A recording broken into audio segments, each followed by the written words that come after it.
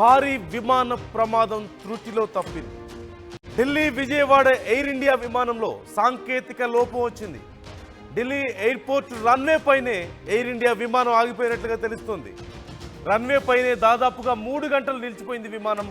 ఫ్లైట్లోనే 3 గంటలు ప్రయాణికులు నరకం చూశారు. టేకాఫ్కి ముందే సమస్య రావడంతో పెను ప్రమాదం తప్పింది అంటూ చెప్తున్నారు. సమస్య వచ్చిందని అధికారులు గుర్తించారు, రిజాల్వ్ చేసే ప్రయత్నం చేశారు.